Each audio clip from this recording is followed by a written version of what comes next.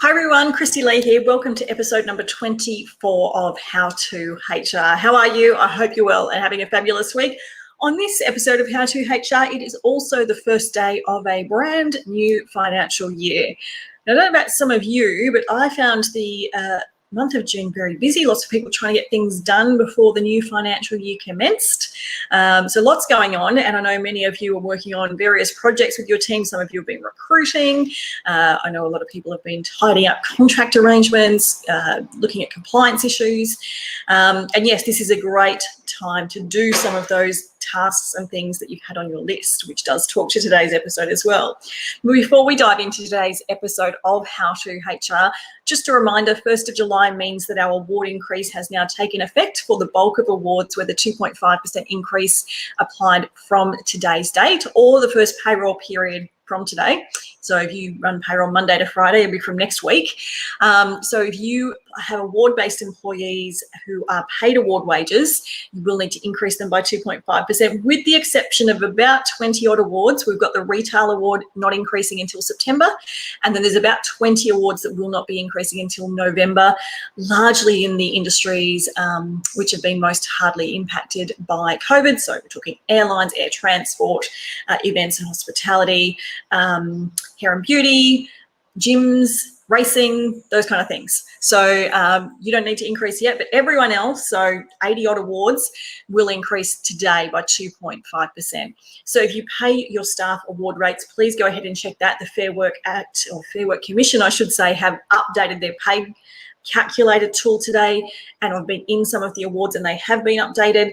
As at yesterday, the pay guides weren't updated, but I'll check them. They should be updated by next week. So double check that you're paying the right award rates of pay.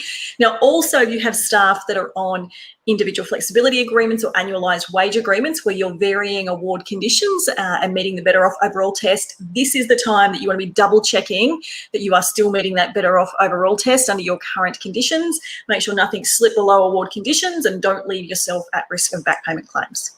Now, today also marks the increase in superannuation, a bit of a double whammy for a lot of you, increase in rates, increase in super. So super is now 10%. That's the superannuation guarantee contribution.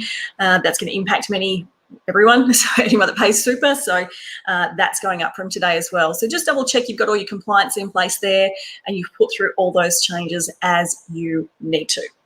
Now, let's dive into today's episode of How to HR, episode number 24. And today we're focusing on how to reset and refocus your team, because there is nothing quite as powerful as a mid-year reset. Here's what I've noticed. At the beginning of the year, we are often, all bright-eyed and bushy-tailed and all guns are blazing and super excited about the plans we have for our business for the year. We're setting goals, we're setting targets, we're talking about all the brand new amazing things we're going to do, that clients we're going to work with, and we're very good in January especially at getting our team really amped up and excited about that. We'll often have strategy days or strategy sessions with our team, really getting them engaged in what we're trying to achieve, here's what the objectives are, here's where your role fits into that, and really just getting them excited about it, getting them motivated towards really being part of that journey. And that's great. And I love that you all do that at the beginning of the year. But here's what I've also found. That kind of energy and momentum lasts you a good quarter if you've done it well. But in quarter two, we often see that momentum plateau, or in some cases, if it's been a tough quarter, dip even. And if we don't catch that now, the second half of the year is not going to be as successful as we need it to be. So this time of year is what I always recommend is a mid-year reset with your team. So what exactly does that look like? I've got about 6 or 7 steps to share with you today in terms of how you can go about doing that. So the first thing I'm going to suggest is get your team together. Now, this doesn't mean you all have to be physically in the one place, because half of us are in lockdown at the moment. Melbourne's finally not, but the rest of us are. So you might not physically be able to do that. But we are all used to working in the world of hybrid teams now, where some of us are remote, some of us are in person, we're all remote. However it is, get everyone together in the same virtual room, if that's what it needs to be. Now, be mindful, if you've got a hybrid arrangement where some are virtual, some are in person, focus the meeting, focus the discussion to be tailored towards those that are virtual. That will work for those that are in person, and it won't disadvantage those that are virtual. Or if you build this whole thing about what we're actually doing in the boardroom, the people that are virtual are going to feel left out. So make sure it's focused to be working for those that are virtual, and get everyone together. Get everyone in the same room. This is your opportunity to make sure everyone is on the same page. Now, this process is all about refocusing your team and resetting the goals for the rest of the year. But before you do that, one of the key things I recommend you do is create an opportunity to reflect on the last 6 months. Ask people or give them an opportunity to write it down, or you might want to share it verbally, whatever works for your team, and everyone's going to be different. Create some space and some time to reflect.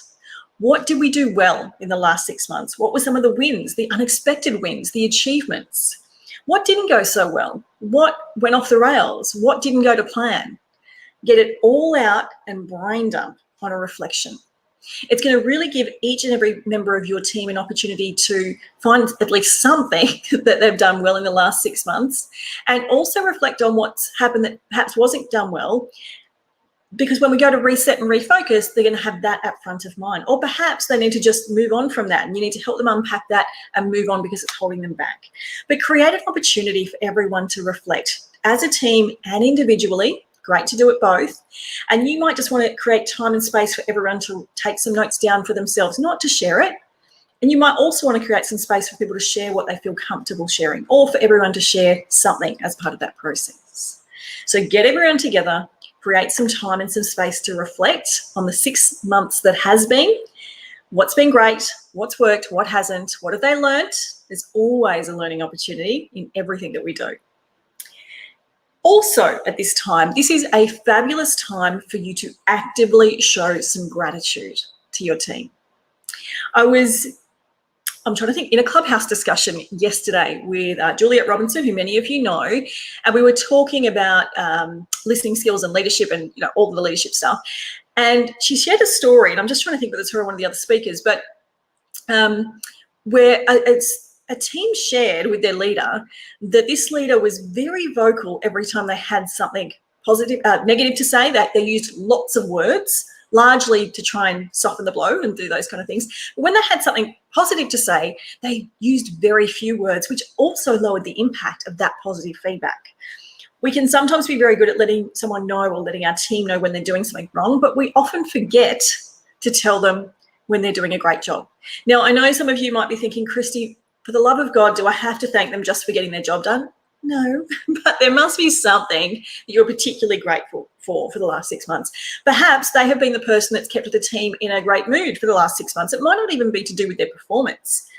Find something that you're grateful of and share that, and encourage your team to share that sense of gratitude as well.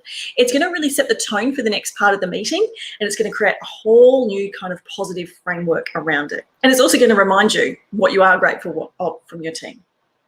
Now, next we're going to start future thinking. I want you to re-establish the vision. What is it that we're trying to achieve between now and year end? Paint the picture for them.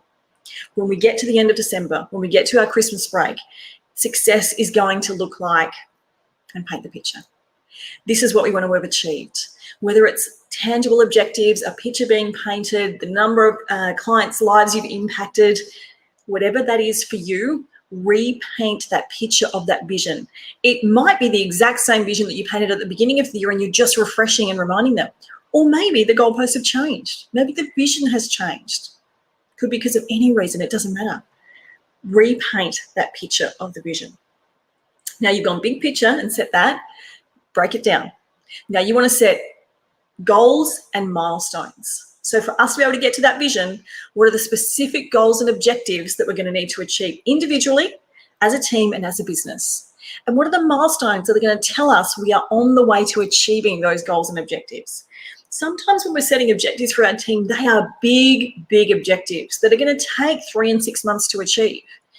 Help them to get there because it feels so far away and so big. By creating milestones, they're going to tell them they're going in the right direction and working positively towards achieving that goal. It also gives them that little dopamine hit to say, oh, I'm on my way, I'm getting there. And that keeps the motivation and the engagement really high as well. And finally, get input. Ask for your team's input about how else they can see this vision getting achieved. Perhaps there's something you've missed. Maybe they can see a roadblock that you haven't predicted, and this is a great time to workshop it and get it figured out. Maybe they can't see how they can get to that goal or objective, and you need to work more closely with them on those specific milestones. But don't let your team walk out of this catch up, this reset and refocus with any lack of clarity. You want them walking out very clear about what you're trying to achieve, very clear about what the next 6 months is going to look like, very clear about the importance of their role in making that happen, and very clear about how they are going to get there. So this is my advice for you right now. We are halfway through the calendar year. This is the perfect time to be conducting a mid-year reset and refocus with your team. It might very well make all the difference between whether the rest of the year looks like success or the rest of the year does not meet your objectives. So this is a great time to do it. If you're so inclined, this activity is something I highly encourage you to in fact do quarterly, because then you never lose that momentum dip.